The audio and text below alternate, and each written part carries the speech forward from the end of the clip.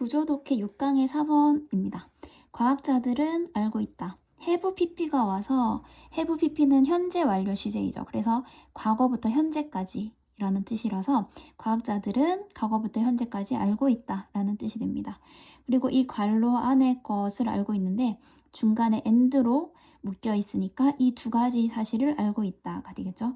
처음으로 뭘 알고 있냐면 브로카 영역과 베르니케 영역과 같은 뇌 속의 고전적인 언어 부위에 대해서 알고 있고, 또 하나는 뭐냐면 이것들이 자극을 받는다는 사실을 알고 있습니다. 언제 자극을 받냐면 뇌가 새로운 단어를 해석할 때라고 되어 있습니다.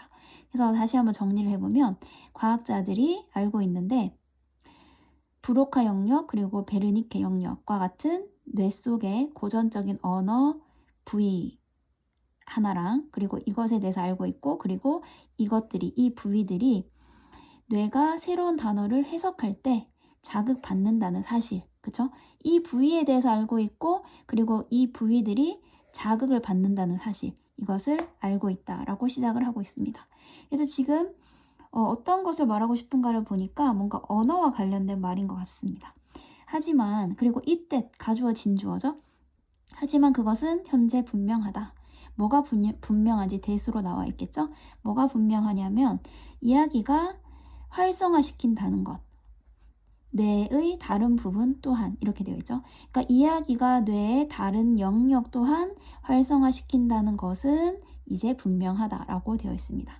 자, 일단 스토리라고 되어 있고, 스토리, 아까는 또 단어 이렇게 얘기가 되었죠. 그러니까 단어라든지 이야기가 뇌의 언어 부위, 언어 영역을 활성화시키는 것뿐만 아니라 뇌의 다른 영역까지도 활성화시킨다, 이 말을 하고 있는 것 같습니다. 일단 단어가 들어왔을 때, 어떤 이야기가 들어왔을 때 당연히 이게 글이니까, 말이니까 언어 영역이 활성화되는 건 당연하겠죠. 근데 언어 영역 말고도 뇌의 다른 영역까지도 활성화된다는 게 어떤 건지를 한번 봐야 될 것 같습니다. 라벤더, 시나몬, 비누 이런 것과 같은 단어들은 이게 주어가 되기 때문에 복수 동사가 왔습니다. 이런 단어들은 활성화한다. 나돈니 A 버돌소 B죠. 그래서 A뿐만 아니라 B도. 뇌의 언어 과정, 언어 처리 영역뿐만 아니라 또한 여기 보면 as도부터 한번 해볼까요? 가정법이죠. 마치 뭐뭐인 것처럼입니다. 그래서 과거 동사를 쓴다면 해석은 현재로 해주게 됩니다. 가정법은 과거 동사를 쓰면 현재로 해석하고 had pp 과거 완료를 쓰면 과거로 해석을 해줍니다. 꼬아서 우리가 마치 실제로, 그러니까 신체적으로 그들의 냄새를 맡는 것처럼 후각에 반응하는 영역 또한 자극한다, 활성화시킨다, 이렇게 되겠죠. 그러니까 라벤더, 시나몬, 비누 이런 것들은 지금 생각만 해도 어떤가요? 향이 막 느껴지는 것 같죠.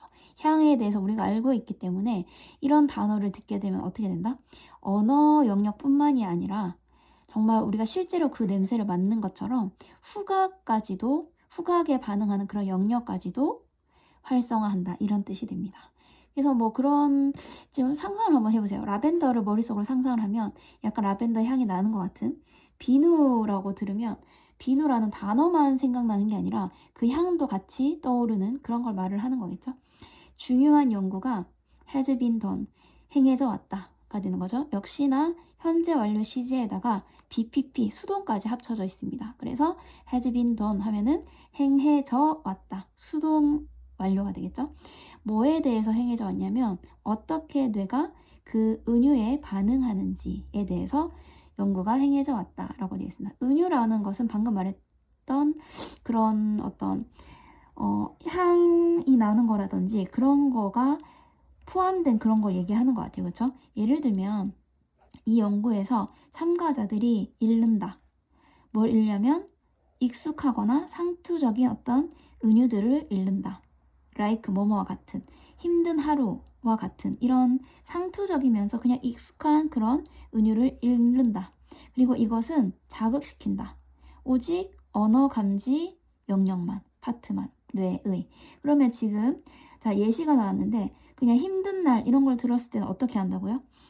다른 것을 이제 자극시키지는 않고 오직 그냥 언어 감지 부분만, 영역만 자극을 시킨다고 했습니다. 언어 부분만.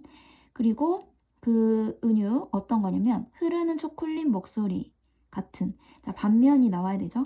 왜냐면 아까는 힘든 날 같은 그냥 상투적이면서 익숙한 메타포라고 했고, 이번에 반면 흐르는 초콜릿 보이스와 같은 상투적이고 익숙하다기보다는 뭔가 좀 더 초콜릿 보이스, 뭔가 미각에 관련된 그런 표현이 들어가 있죠. 그래서 흐르는 초콜릿 보이스, 그러니까 뭐 우리 왜 꿀 목소리 막 이런 말 하잖아요, 그렇죠? 뭐 달콤한 뭐 꿀이 흐르는 것 같은 목소리, 약간 이런 표현인 것 같아요. 그 흐르는 초콜릿 같은 목소리라는 비유를 듣게 되면 뇌의 영역이 자극된다. 자, 어떤 영역이냐면 관련된 영역인데 보스 A and B이기 때문에 둘 다입니다. 언어와 그리고 미각 둘 다에 관련된 뇌 영역이 자극된다. 이렇게 되어 있죠. 그러면 아까 힘든 날 같은 경우에는 오직 언어 부분만 자극을 시킨다고 했는데 이번에 초콜릿 같은 단어가 들어있으면 어떻게 된다? 언어 부분뿐만이 아니라 미각 영역까지도, 그런 뇌 영역까지도 자극을 시킨다고 얘기를 하고 있습니다. 그래서 초콜릿 맛이 떠오르면서 뭔가 초콜릿을 먹는 것 같은 그런 뇌의 미각 부분까지 자극을 시킨다. 그리고 가죽 같은 얼굴, 이런 단어를 들으면, 이런 은유를 들으면 감각 대뇌 피지를 자극시킨다라고 되어 있습니다. 그러니까 가죽 같은 그런 가죽의 느낌을 마치 진짜로 느끼는 것 같은, 촉각을 느끼는 것 같은 그런 감각 영역까지도 자극을 시킨다.